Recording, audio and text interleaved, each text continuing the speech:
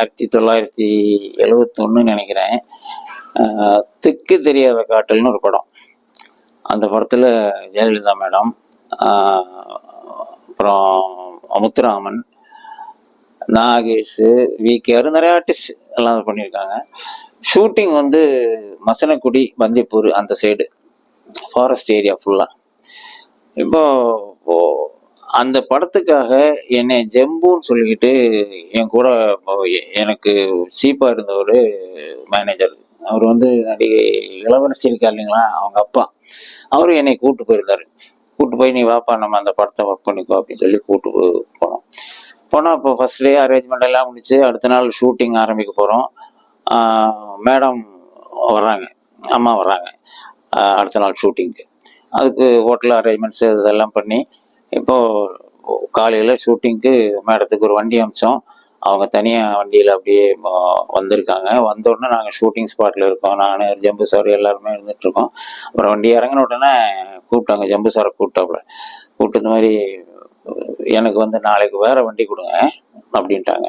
அவர் Jambu sir உடனே புரிஞ்சுட்டாரு, சரி ஏதோ சம்திங் அந்த டிரைவர் ஏதோ சரியாக ஓட்டல போட்டிருக்கு. அது எப்போவுமே இந்த புதுசாக அந்த லோக்கல் இருக்கிறவங்க அவங்களுக்கு ஒரு சில, இப்போல்லாம் அப்படி இல்லை, கரெக்டாக இது பண்ணுவோம். அப்போல்லாம் அந்த ஆர்டிஸ்ட் வராங்க, அந்த ஒரு மமதையிலே வந்து வண்டியை ஓட்டிக்கிட்டு ஒரு மாதிரி ஏதோ பண்ணியிருப்பான் சம்திங் அப்படின்னு. அது ரொம்ப மேடமும் அதை பற்றி எதுவும் விளாவிலே சொல்லலை, ஒரே வார்த்தையில முடிச்சுட்டாங்க, வேற வண்டி கொடுத்துருங்க அப்படின்னு சொல்லிட்டாப்புல.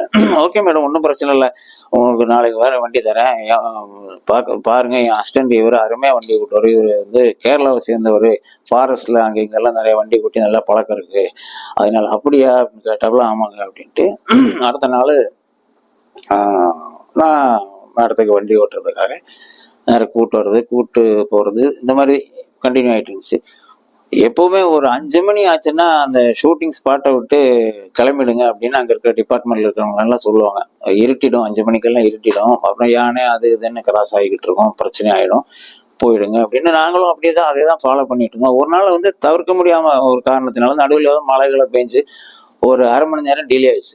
எல்லாம் படப்படப்பாக ஒர்க் பண்ணிட்டு இருக்கோம், எல்லாத்தையும் க்ளோஸ் பண்ணி எஸ்கேப் ஆகி போயிடணுமே அப்படின்னு. அப்போ இப்போத்த மாதிரி இல்லை, ஏகப்பட்ட அந்த சூரியன் அப்படி சாய ஆரம்பிச்சதுனால அங்கே உள்ள இருக்கிற மிருகங்கள்லாம் ஒன்றா வெளியிருக்காம சத்தம் அது இது அப்படின்னு ஒரு ஒரு பயமாகவே இருக்கும் ஏரியாவே. அப்படிப்பட்ட இடம் அது.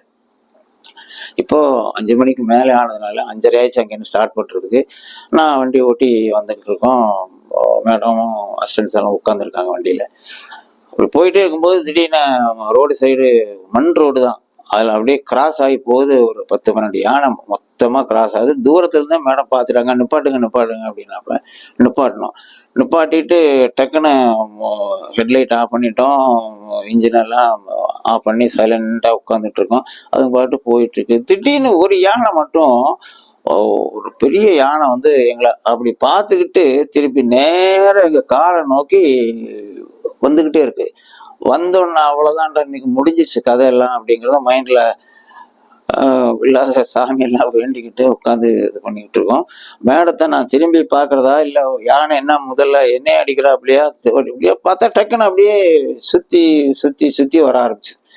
வந்தோடனே மேடம் அப்படியே சைலண்ட்டாக, யாருமே பேச்சு மூச்சு இல்லாமல் அப்படி எப்படியும் அந்த சுச்சுவேஷன் உங்களுக்கு தான் நினச்சி பார்த்தா தெரியும் இல்லையா எப்படி இருக்குன்னு. அந்த அளவுக்கு எல்லாமே உயிரை கையில் பிடிச்சிட்டு உட்காந்துட்டு என்ன நினைச்சோ தெரியல, அந்த யானை அப்படியே சுற்றி மேடத்து பக்கம் போய் அப்படியே துதிக்கையெல்லாம் வச்சு அப்படியே இது பண்ணிட்டு அப்படியே அது அந்த கூட்டத்தோடு சேர்ந்து போய் மெர்ஜாகி போயிடுச்சு. இப்போது வண்டி கண்டினியூ பண்ணி போயிட்டு இருந்தோம். ஒரு இடத்துக்கு அப்புறம் ஒரு இடம் போனோம். அந்த இடத்துக்கு அப்புறம் இனிமேல் ஒன்றும் ஆபத்து இல்லை அப்படின்னு தெரிஞ்சதுக்கப்புறம் எல்லாமே ரிலாக்ஸ் ஆகிட்டோம். அதுக்கப்புறம் தான் மூச்சு விட்டு பெருமிட்டு அப்படி போயிட்டு இருக்கோம். இதே மாதிரி 2-3 தடவை இந்த இன்சிடென்ட் பல டைமில் இப்படி மாட்டியிருக்கோம். அதுக்குள்ள மேடம் அதெல்லாம் தைரியமாக இருப்பாங்க, அந்த இதுவும் இல்லாமல் அது பாட்டு போயிட்டு இருக்கோம். நான் எங்களை சுற்றி வரும், ஒன்றும் பிரச்சனை இல்லை. அது இப்படி 2-3 இடத்துல இந்த மாதிரி சம்பவம் நடந்திருக்கு. இப்போ ஏன் சொல்ல வரேன்னா, இதுக்கு ஒரு காரணம் எனக்கு என்ன தெரிஞ்சுன்னா, அதுக்கப்புறம் காலம் ஆயிடுச்சு, மேடம் வந்து தமிழ்நாடு சிஎம் ஆயிட்டாங்க. இந்த சிஎம் ஆனதுக்கு அப்புறம் அந்த தமிழ்நாட்டில் இருக்கிற அத்தனை கோவில் இருக்கிற யானைகளையுமே கொண்டு வந்து ஒரு முகாம் அமைச்சு அதுக்குன்னு ஒரு தனி செக்ஷன் ஒன்று போட்டு எல்லாம் ஒர்க் பண்ணி அதுங்களை குளிப்பாட்டுறது கொள்றது அந்த பராமரிப்பெல்லாம் ரொம்ப சூப்பராக பண்ணாங்க. ஸ்ரீரங்கம் கோயில் கூட, ஸ்ரீரங்கம் கோயில் தான் நினைக்கிறேன், ஒரு யானை கொடுத்துருக்காங்க, உங்களுக்கு எல்லாம் தெரியும். இப்போ எனக்கு நான் இதுலேருந்து எனக்கு என்ன தெரியுதுன்னா, ஒருவேளை இந்த மாதிரி ஒரு நிகழ்ச்சி மேடம் லைஃப்ல நடந்ததுனால அது ஞாபகத்துக்கு வந்து இந்த யானைகள் எல்லாம் இப்போ இன்னைக்கு உயிரோடு இருக்கிறத, இந்த யானை அன்னைக்கு நினைச்சிருந்தேன்னா எங்களை ஒரு நிமிஷத்துல தட்டி விட்டா எல்லாருமே காலி, அந்த மாதிரி ஒரு சுச்சுவேஷன் இருக்கு. அதுல இருந்து எஸ்கேப் ஆனதுனாலதான் ஒருவேளை அந்த யானைகளை எல்லாம் பராமரிச்சு ஒரு நல்ல காரியம் பண்ணியிருக்காங்க அப்படின்றது என்னுடைய கருத்து.